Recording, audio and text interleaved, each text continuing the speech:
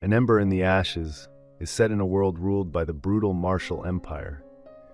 Thousands of years ago, the Scholar Empire sought to capture the knowledge of the mystical jinn. When the jinn refused to share their secrets, the scholars imprisoned all but one, the Nightbringer, who escaped to the martial empire, where he formed an elite army to seek revenge. Now, 5 centuries later, the scholars are enslaved by the marshals, and Nightbringer is preparing to wage war on them. The story alternates between the perspectives of Laia, a 17-year-old scholar girl, and Elias, a mask, an elite warrior at Blackcliff, the martial military academy. Both long for freedom. Laia fears for her family's survival as the marshals threaten to destroy everything they have, while Elias plans to desert the army. The marshals believe Laia's brother is involved with the resistance and imprison him, killing Laia's grandparents in the process. Desperate, Laia seeks out the resistance, but they are hesitant to help until she reveals her parents' high-ranking roles within the organization.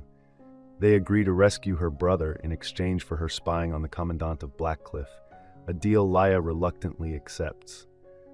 Meanwhile, Elias and his best friend Helene, along with other graduating students, prepare for their final trials. Just before Elias can desert, holy men known as augurs reveal a prophecy. The emperor will die without an heir, and 4 of the new graduates will be chosen to compete for the throne and the position of imperial guard captain. Elias, Helene, Marcus, and Zach are selected, putting Elias's escape on hold. The trials force them to face their greatest fears and battle mythical creatures they never believed existed. Laia goes undercover as the commandant's new slave, enduring brutal punishment while searching for vital information to pass to the resistance. When she finally gains intel, the resistance betrays her trust, assigning her a new task instead of rescuing her brother. In the meantime, Laia crosses paths with Elias, sparking an immediate and dangerous attraction. Elias knows getting close to Laia would endanger her, while Laia is terrified of him due to his martial status. Helene also begins to act suspiciously, worrying Elias. Laia is tasked with finding a way to smuggle an army into Blackcliff. One night, she secretly follows Marcus and Zach to a training building, where Elias and Helene engage in a tense sparring match.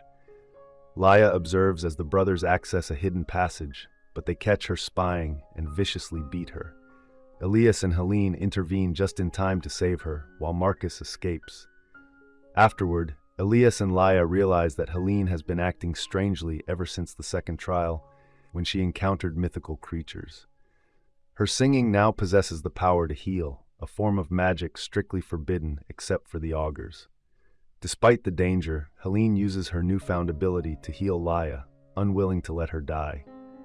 In the third trial, Elias and Helene are forced into a brutal battle against each other.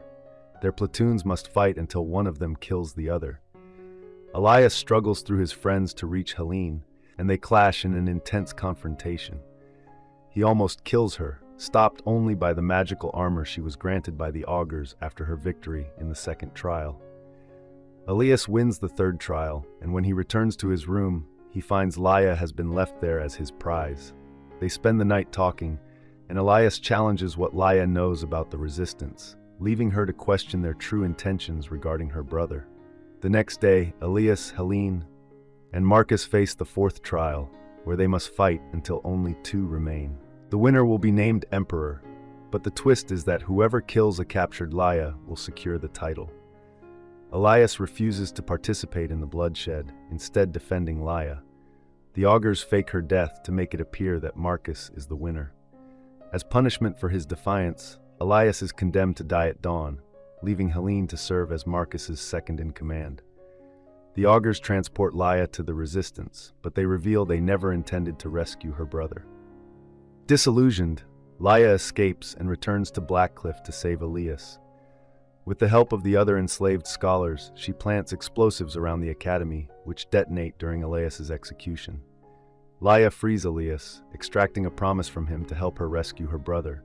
They flee together, only to be cornered by Helene. Elias begs her to join them, but Helene refuses. The augurs had prophesied that Elias would die unless she swore loyalty to the new emperor. Though she has been in love with Elias for years, and Marcus terrifies her, she chooses to stay behind and give him a chance. Elias thanks her for all she's done and with Laia by his side, they escape, leaving Helene to cover for them one last time. I hope you enjoyed this video. Leave a like if you did, and be sure to subscribe. Thank you.